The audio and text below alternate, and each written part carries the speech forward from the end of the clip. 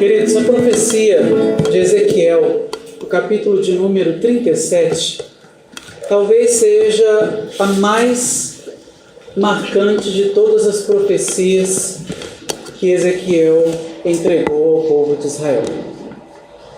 Quando o profeta Jeremias já estava finalizando o seu ministério, Deus levanta Ezequiel. De maneira que Jeremias viveu um momento antes do cativeiro, antes de toda a nação de Israel ser levada para a Babilônia como prisioneiros. E Ezequiel teve a oportunidade de profetizar estando na Babilônia. Dá a entender que a profecia de Ezequiel, capítulo de número 37, que é o nosso texto base de hoje, que essa profecia ela está totalmente relacionada com a profecia de Jeremias, capítulo de número 33, quando o profeta Jeremias recebe a mensagem do Senhor que dizia: clama a mim e responder-te-ei. E a partir do verso de número 6, o Senhor disse: a minha resposta será a seguinte: eu os trarei novamente, manifestarei abundância de paz. Eu os purificarei, perdoarei os seus pecados, os santificarei, os curarei e os trarei novamente para a vossa terra. Com esta mensagem, Deus estava consolando o coração do profeta Jeremias, que estava totalmente angustiado por saber que o seu povo, em desobediência, estava sendo levado para o cativeiro. Jeremias estava angustiado por aquilo que ele acreditava que aconteceria com a nação de Israel. O texto de Jeremias, capítulo de número 33, nos apresenta um profeta que estava triste por achar que o cativeiro era o fim, por achar que não havia mais saída para a nação de Israel. Jeremias escreve também Lamentações de Jeremias, e em suas lamentações ele chora, ele fala com Deus sobre as suas tristezas, está em meio a um povo que é chamado povo de Deus, mas um povo que não queria ouvir a palavra de Deus. Em Jeremias capítulo de número 18, Jeremias tem uma visão e ele vê um vaso que estava sendo moldado, estava nas mãos do oleiro. Na verdade, Jeremias, ele contempla o barro ainda em situação, em condição de ser moldado, em condição de ser trabalhado. Mas no capítulo de número 19, Jeremias já não vê mais o barro sendo trabalhado na mão do oleiro. No capítulo de número 19, ele diz que em sua visão, ele viu um vaso que já estava pronto, sendo quebrado. Você sabe qual é a diferença? A diferença é porque o vaso, quando ainda está no estágio de barro, ele pode ser trabalhado porque está recebendo água, ele não passou pela fornalha. O vaso, depois de pronto, ele entra na fornalha provado pelo fogo. Quando ele sai da fornalha, ele não tem como ser refeito. Se quebrar, já era. A ideia que Jeremias teve é que a nação de Israel era justamente este vaso que já tinha sido provado pelo fogo, entrou na fornalha, foi aprovado pelo fogo, mas ao sair de lá por um descuido, se quebrou. Não há mais jeito, não tem mais solução. Jeremias chora por aquilo que ele acreditava que aconteceria. Ezequiel não. Ezequiel se entristece porque está vendo de fato que aconteceu. A nação de Israel está cativa na Babilônia. E a visão que ele tem é a visão de um vale de ossos sequíssimos. Essa é a expressão bíblica. Não eram apenas ossos secos, eram ossos que estavam sequíssimos. E a pergunta de Deus ao profeta é: poderão reviver estes ossos? Pergunta difícil de responder. Essa pergunta também, ela casa muito bem com o momento em que Pedro é interrogado por Jesus, e Jesus diz o seguinte: tu me amas, Pedro? Pergunta duas vezes, na terceira vez, qual foi a resposta de Pedro? Tu sabes, Senhor. Ezequiel faz a mesma coisa. O Senhor sabe todas as coisas. Enquanto homem, na visão humana, é difícil responder, é difícil ver solução, é difícil ver um milagre acontecendo. Ezequiel não está na situação de Jeremias, que ainda não tinha certeza do que aconteceria. Ezequiel está vendo agora o que realmente aconteceu com a nação de Israel. E o que aconteceu é, essa nação está totalmente destruída. Parece o ponto final. Parece que é o fim. Parece que não tem mais jeito. São expressões que representam bem esse ponto final. Acabou.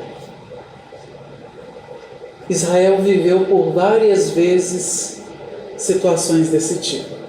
Houve um momento em que a glória de Israel foi levada, e a glória de Israel era a Arca da Aliança. Eles entendiam que quando a Arca da Aliança estava presente no meio do arraial, Deus estava presente. Então o povo entra em desobediência, o exército inimigo invade Israel, e a Bíblia diz que levaram a Arca da Aliança, e de repente um soldado veio correndo e avisou: levar a Arca. E o povo entrou em desespero e falou: avisa a Eli, que na época era o sacerdote. E então alguém entrou correndo e disse: Eli, levaram a Arca da Aliança, foi-se a glória de Israel. E de repente a Bíblia diz que naquele mesmo instante, uma mulher que estava grávida ouviu essa notícia, entrou em trabalho de parto. Quando nasceu a criança, ela colocou o nome da criança de Icabô, que significa foi-se a glória de Israel. Estranho, né? De repente. Eu esqueci ainda do outro desastre. Foram 2 nesse episódio. Primeiro, 3. A arca foi levada. Alguém chega com a notícia: a arca foi levada. A Bíblia diz que Eli estava sentado na sua cadeira. Quando ouviu a notícia, a arca foi levada, caiu e quebrou o pescoço. E nesse mesmo instante, a mulher entrou em trabalho de parto, nasceu a criança e recebeu o nome de Icabô. Foi-se a glória de Israel. Momento difícil esse. Assumir o fim. Dizer que realmente é o ponto final da nossa história. Quando nós lemos na Bíblia Sagrada a história de Jó, em muitos momentos Jó poderia também ter feito o mesmo, ter assumido o fim de todas as coisas e ter dito: realmente esse é o ponto final, não tem mais saída. Porque Jó tinha tudo, perdeu família, perdeu riqueza, perdeu o prestígio que tinha na sociedade, tudo foi embora e ele se viu lançado sobre a cinza para não ter as suas feridas grudando na roupa ou grudando em algum outro tipo de material. Ele colocou cinza e sentava sobre a cinza porque estava leproso, e era um tipo de lepra que estourava na pele, as úlceras. A Bíblia chega a dizer que o consolo de Jó era pegar um caco de telha para coçar as suas feridas. Quem lê a história de Jó fala: meu Deus, que coisa terrível que aconteceu com este homem. E interessante que todas as vezes que ele perdia algo, chegava alguém para dar notícia. Vocês já leram isso? Estavam cuidando das ovelhas no campo, de repente veio um redemoinho e levou tudo. Sobrou só apenas um homem. Esse homem corria e dizia: olha, foi tudo embora.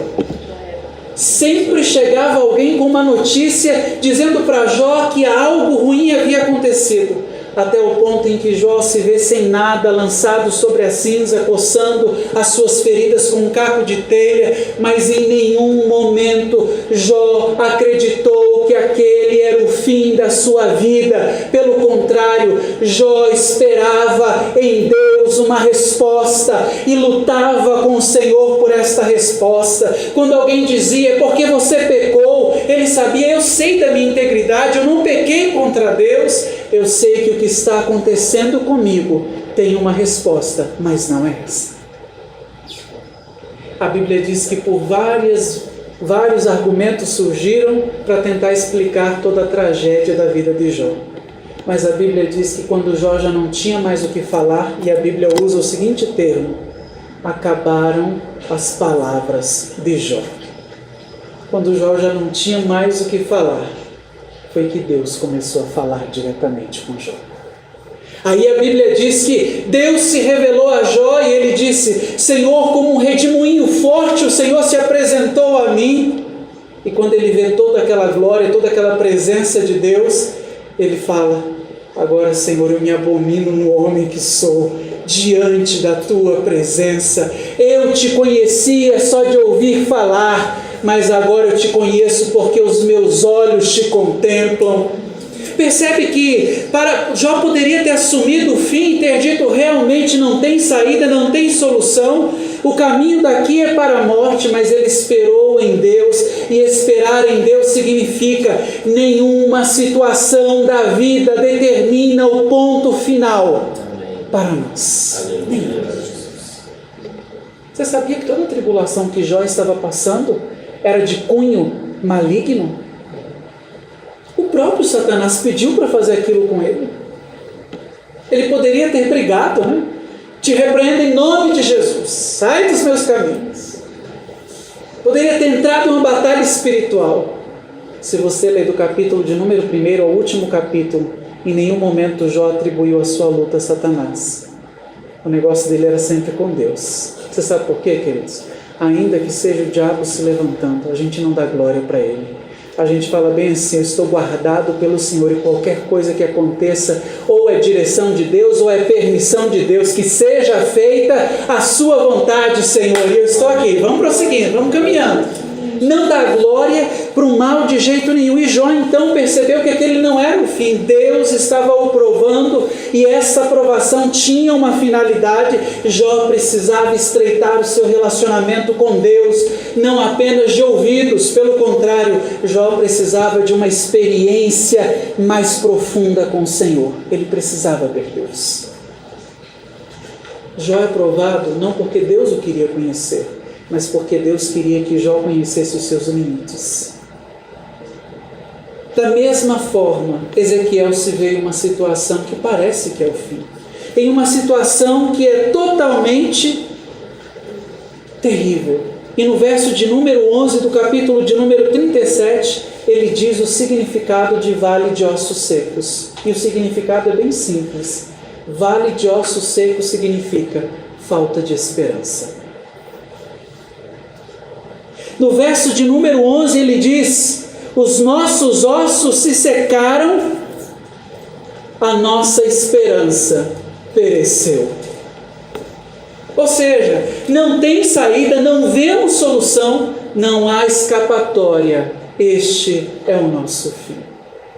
Quando a esperança vai embora, é porque realmente a situação é uma situação de vale de ossos sequíssimos. Não há esperança. Se você correr um pouco na sua Bíblia, você vai encontrar lá em Hebreus um texto que diz que a fé está totalmente atrelada à esperança. O texto diz assim: ora, a fé é a certeza de coisas que se esperam e a convicção de fatos que se não veem. Nós classificamos a esperança da seguinte maneira: existe a esperança fundamentada. O que é a esperança fundamentada? É aquela que parte de um planejamento. Nós temos um planejamento, nós estudamos, calculamos as coisas e falamos assim: olha, se eu fizer assim, o resultado vai ser esse. Temos esperança fundamentada porque há um planejamento. Você trabalha com planejamento na sua vida? Você estuda para passar no concurso. Fala assim: olha, eu quero passar nesse concurso porque eu preciso ganhar um salário tal e eu quero trabalhar em tal ambiente. E aí você se programa, você estuda, você participa de cursinho, você lê livros, você procura se inteirar das provas, pega provas passadas, né? Tenta fazer como um simulado em casa. Você se esforça, você trabalha dentro de um planejamento para alcançar algo. E aí quando você se sente totalmente preparado, você vai fazer a prova, faz a prova, e aí alguém te pergunta: como é que foi a prova? Você responde assim: olha, pelo tanto que eu estudei, eu fiz essa prova com segurança. Você já deu uma resposta assim? Fiz com segurança? Porque houve um preparo? Nunca? Em nenhuma área da sua vida? Fiz com segurança?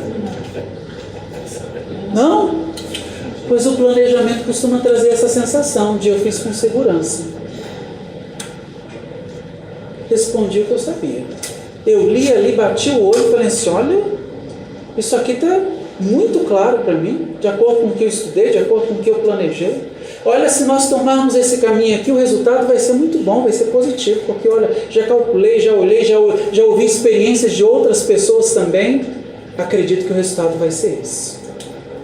Fazer com segurança significa ter um fundamento, significa ter um planejamento. Planejamento é mais do que plano. Planejamento significa você traça todos os objetivos, além dos objetivos você pensa no desenvolvimento, além do desenvolvimento você pensa nas ferramentas que você vai usar, além das ferramentas você pensa em todos os meios, os que são a favor e o contra. Você fica calculando as coisas, se acontecer isso eu faço aquilo, se acontecer aquilo eu faço, e você sempre vai caminhando assim. O planejamento traz uma esperança fundamentada. Mas existe um outro tipo de esperança. Não é a esperança dos que chutam na prova, não, viu, queridos? É certo, certo, certo, vê, errado, errado, não. É a esperança utópica, que espiritualmente falando é a fé. A gente nem tem planejamento, mas acredita que as coisas podem acontecer. Parece uma loucura dizer isso, e não tem expressão, eu acho que possa explicar isso. Alguém pergunta, você acredita que Deus pode fazer isso? Acredito. Como? Não sei, de algum jeito. De alguma forma vai acontecer. Alguma coisa vai acontecer. Você já respondeu alguém assim? Não sei o que vai acontecer. Eu acho que é alguma coisa.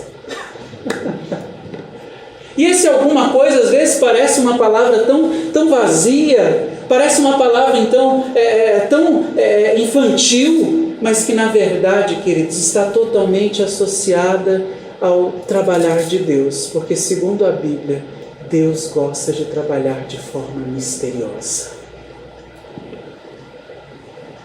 Deus gosta de trazer à existência o que não existe e gosta de dar forma ao que já existe. De maneira que nem sempre sabemos como vai acontecer ou o que vai acontecer. Nós só dizemos assim, estamos entregues ao projeto de Deus e eu sei que Ele vai agir e vai fazer alguma coisa. Vai acontecer um milagre, não sei de onde virá, não sei como virá, eu só sei que eu estou nas mãos do Senhor e Ele não me desamparará. Amém.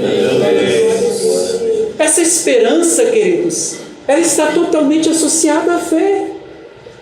Não estamos vendo, não temos como explicar, mas sabemos que Deus está trabalhando ao favor daqueles que buscam a sua presença. É por isso que o texto em Hebreus diz, é necessário que aqueles que se aproximam de Deus creiam que Ele exista e que é galardoador daqueles que o buscam. É isso que cabe a cada um de nós. Você já teve uma situação na sua vida em que você orou a Deus e confiou que Deus faria algo e realmente aconteceu? Você falou, meu Deus do céu, eu nem sabia como isso ia acontecer. E aconteceu. Situações do dia a dia nos cercam, né? Situações da vida aí, dívidas, problemas familiares, problemas no trabalho. Alguém disse que dinheiro é coisa do cão, né? Aí um pastor brincando disse o seguinte, você quer ver o cão é ficar sem ele. Então tenha dinheiro. Mas quantas vezes somos assolados por problemas financeiros? E nós não podemos nos esquecer que o que nos preocupa Deus também. Deus está preocupado com todas as áreas da nossa vida. vida sentimental, vida sexual, vida financeira, vida social, vida familiar. Preocupou você? Preocupa Deus. A diferença é porque o agir de Deus é totalmente diferente do nosso. A gente consegue ver isso no próprio Jesus. Esses dias eu estava ouvindo uma pregação daquele pastor que ministra muito para casais, e ele faz muitas piadas, né? E ele disse uma coisa interessantíssima. Jesus estava dormindo no barco, alguém chegou desesperado e disse: Jesus, acorda porque o vento está soprando, o mar está agitado, vamos todos morrer, faz alguma coisa. O que Jesus fez? Levantou, foi lá e resolveu o problema. O que Jesus? Acalma-te, mar. Vento, cesse. Todo mundo ficou maravilhado, ele voltou a dormir. Aí Jesus entra em agonia. Jesus começa a sofrer porque estava caminhando para o Calvário, estava como um homem. Jesus entra em agonia quando chega no Getsemane, fala bem assim para os discípulos: fiquem aqui e orem, eu vou mais ali à frente e vou orar também. Jesus foi orar. Quando voltou, o que Pedro estava fazendo e os discípulos? Dormindo. Aí Jesus sacudiu e falou: acorda, ora comigo, e eu vou orar de novo. Jesus vai orar. Quando Jesus volta, o que eles estavam fazendo? Dormindo de novo. A diferença é essa. É porque quando Jesus está dormindo, você acorda ele resolve, ele levanta e resolve. Nós, com a nossa inconstância, a gente às vezes até levanta, olha a situação e volta a dormir. Somos inconstantes. A Bíblia chega a dizer, queridos: não dormitará o guarda de Israel. É certo que ele não dormitará, tampouco tirará um cochilo. Ele sempre estará atento às nossas necessidades. Ele sabe das nossas necessidades. Pois bem, Ezequiel se vê nessa situação, uma situação complicadíssima, e ele precisa achar essa resposta. Poderão reviver estes ossos? Há uma saída, há uma solução? Ossos sequíssimos, falta de esperança. Existe possibilidade da esperança deste povo ser reavivada? Esta era a pergunta de Deus para Ezequiel. A esperança pode voltar ao coração desse povo? Profetiza Ezequiel. O vale de ossos sequíssimos, por vezes, representa uma nação.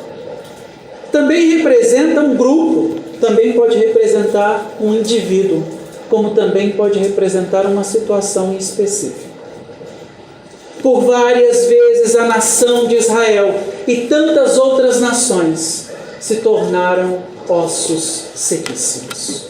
Nós encontramos na Bíblia, por exemplo, Judá, nós encontramos Nínive, nós encontramos Babilônia, nós encontramos na Bíblia a própria Roma, a Síria. Todas essas cidades, em algum momento, biblicamente, foram vale de ossos sequíssimos.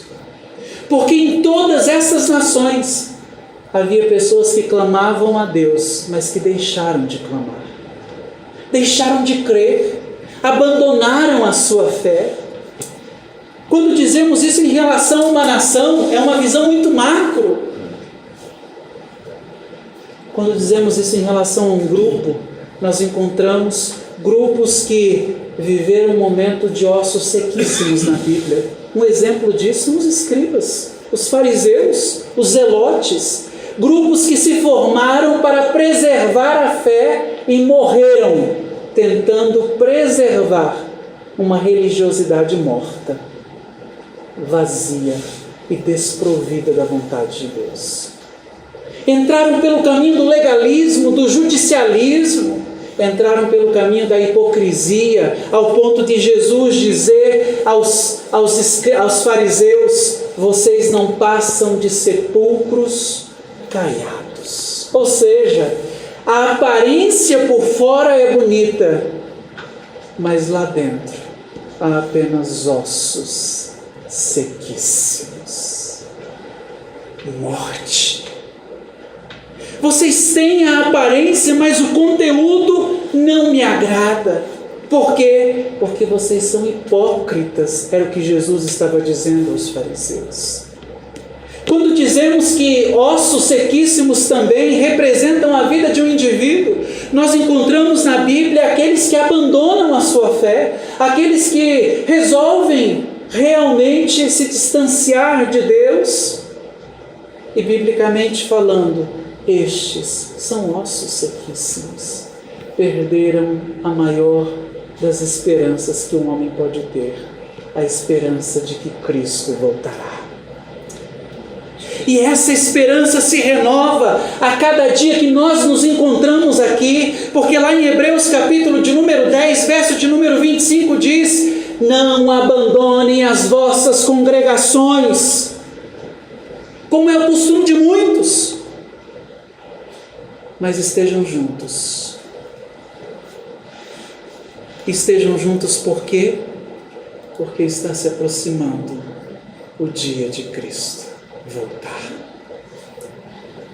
Somos renovados em comunhão, queridos. Somos renovados quando estamos ligados ao corpo. O que é vale de ossos sequíssimos em relação ao indivíduo? Nós encontramos hoje um movimento que não tem nada de teológico e tampouco filosófico, mas um movimento ideológico dos chamados desigrejados. Pessoas que simplesmente disseram: eu não quero mais essa fé, eu não quero mais congregar, eu não vejo necessidade de uma igreja. Por que igreja? Eu posso ficar na minha casa, eu posso ficar em qualquer lugar. Deus está em todos os lugares e acabou. A teologia eclesiástica se tornou nada para muitas pessoas. Mas, biblicamente falando, a renovação da esperança está totalmente associada à comunhão que nós temos com o corpo de Cristo. Deixar de congregar com os santos é como se você fosse a um hospital e o seu dedo que foi decepado, você voltou para casa sem o dedo ficou lá no hospital. Você sabe por quê? Porque quando estamos juntos, acontece o que o apóstolo Paulo falou: somos um corpo e cada um tem a sua função. A mão trabalha de um jeito, o pé trabalha de outro jeito, até mesmo aqueles que são mais indecorosos fazem parte do corpo e têm a necessidade de estar no corpo para que haja um funcionamento correto do corpo. De maneira que crescemos em maturidade à estatura de Cristo Jesus. Por isso lá em Provérbios está escrito: o ferro amola o ferro, o irmão amola o outro irmão. Você já foi lá no açougue e viu lá o açougueiro preparando a sua faca para cortar a carne? Ele prepara onde? Um pedaço de ferro que ele dá. O ferro está amolando o ferro. Um irmão amola outro irmão, significa que nós somos trabalhados uns pelos outros. Somos modificados uns pelos outros. Somos moldados ao caráter divino uns pelos outros. Antes de encontrar Deus na igreja, você precisa encontrar o próximo. Antes de ver Deus se manifestar na igreja, você precisa contemplar a face do seu irmão e ver nele a imagem e semelhança de Deus. Quando fazemos isso, nós estamos entendendo o sentido de comunhão e estamos caminhando para o sentido de unidade do corpo. Somos chamados para um aperfeiçoamento que acontece no caminhar da vida cristã. Guarde bem esse versículo. A vida do justo é como a luz da aurora, que vai raiando, raiando, até ser dia perfeito. Ou seja, nosso processo de lapidação é contínuo, a cada dia, a cada dia, a cada dia. Esse movimento ideológico dos desigrejados começou nos Estados Unidos, quase todas as coisas relacionadas à fé protestante começam nos Estados Unidos. Começou nos Estados Unidos, diga-se de passagem, o maior país protestante que nós temos. Movimento evangélico começa nos Estados Unidos, movimento pentecostal começa nos Estados Unidos, movimento tradicional tem a sua força maior nos Estados Unidos. Um país que tem em sua governança várias pessoas que participam da igreja batista, presbiteriana, metodista, batistas, são tradicionais, são episcopais, pessoas que têm um conhecimento genuíno do evangelho. Uma nação que a cada dia cresce mas que também tem se tornado um celeiro de ideologias e de filosofias que vão contra a palavra de Deus. E por vezes nós vemos isso repercutir aqui no Brasil, porque tudo que acontece em relação à teologia, ao conhecimento bíblico, vem de lá. E nós vemos uma porção de pessoas dizendo que é moda hoje, é moda, já passou a moda de ser evangélico, né? Todo mundo dizia que era evangélico, eu sou evangélico. Onde você congrega? Nem sabia onde congregava. Nós já temos até um termo agora para os que não congregam, que é o termo, sou evangélico, como que é? Não praticante. Já tem esse termo, já é muito usado, sou evangélico não praticante.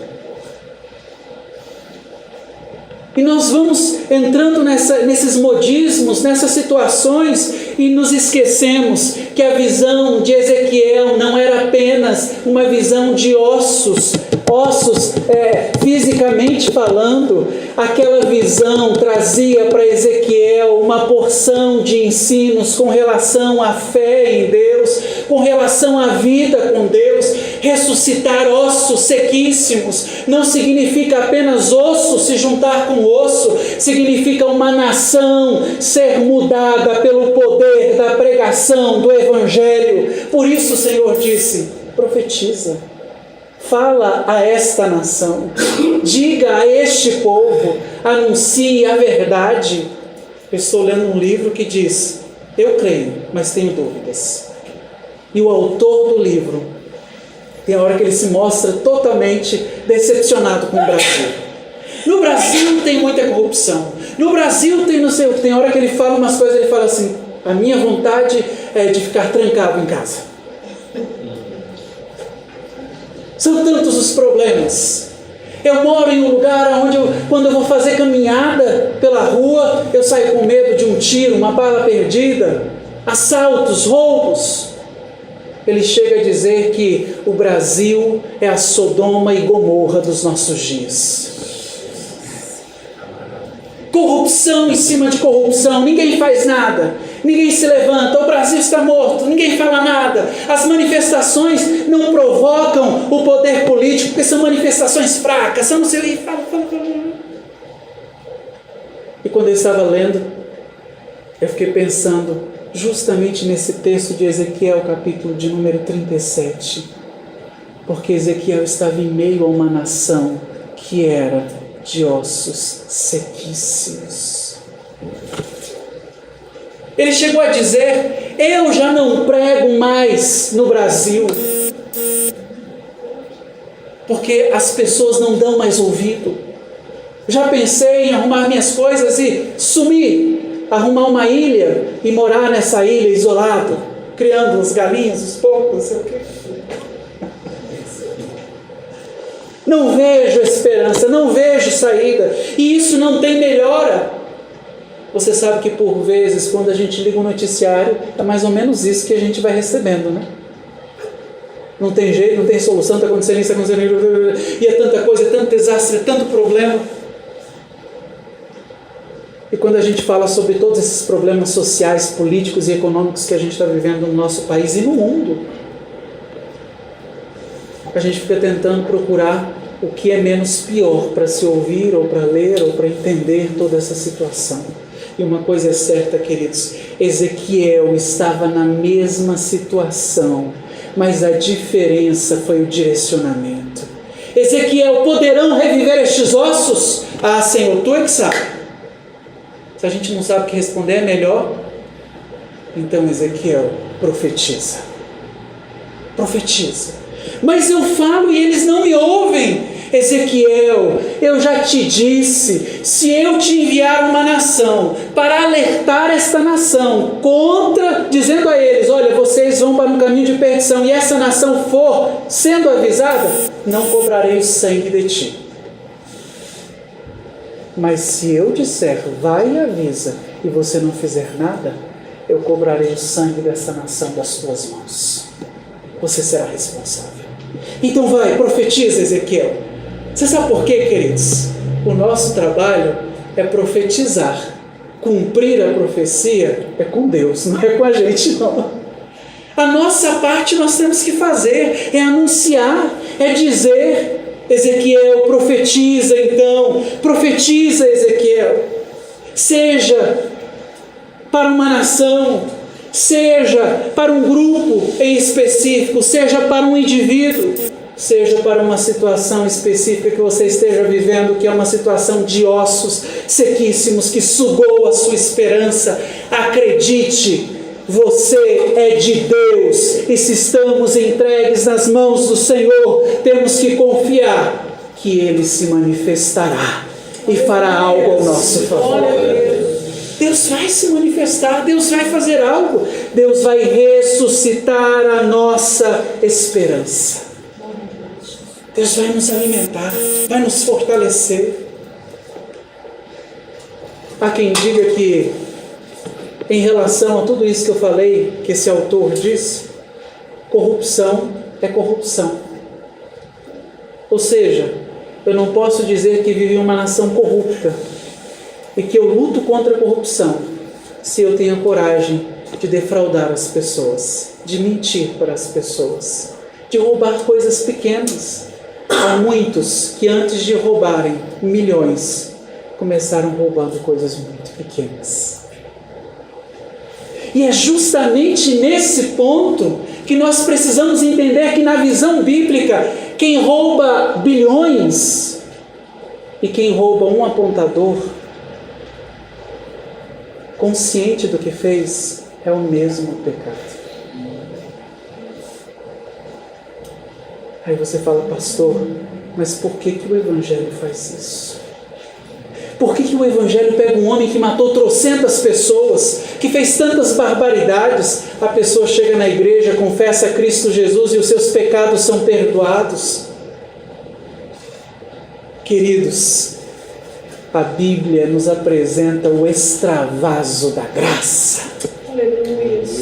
É um escândalo, para nós parece uma loucura, mas ele diz, aonde abundou o pecado, superabundou a graça de Deus, superabunda a vontade, a misericórdia, o poder perdoador, resgatador e purificador do Senhor Jesus Cristo. Ele vai ter que ver com a justiça? Com certeza, mas espiritualmente falando, seus pecados são perdoados. E só existe um pecado, segundo a Bíblia, que não é perdoado. É a blasfêmia contra o Espírito Santo. O que significa dizer que qualquer pessoa que se arrepender dos seus pecados, não sendo blasfêmia contra o Espírito Santo, tem o perdão da parte de Deus. Vale de ossos sequíssimos, por pior que pareça ser, por mais difícil que pareça ser, Deus é poderoso para mudar a situação. Deus é poderoso para fazer um milagre. Deus é poderoso para provar para o profeta e para nós que o poder está nas mãos dele. E ele pode fazer todas as coisas. Por isso a Bíblia chega a dizer, nenhum dos pensamentos do Senhor podem ser frustrados. Nenhum. Eles vão acontecer. É propósito, está no coração de Deus. Hoje o Senhor te convida a uma reflexão. E a reflexão é, se a sua esperança morreu, você está vivendo no vale de ossos sequíssimos. Mas se a sua esperança está viva, há uma promessa para você, e a promessa é a seguinte: os que esperam no Senhor renovarão as suas forças, subirão com asas como de águia, correrão e não se cansarão, caminharão e não se fadigarão. O Senhor te convida a renovar as suas forças na presença dele. Creia que Ele pode mudar situações. Creia que Ele pode trazer vida onde há morte. Coloque-se em pé nessa hora.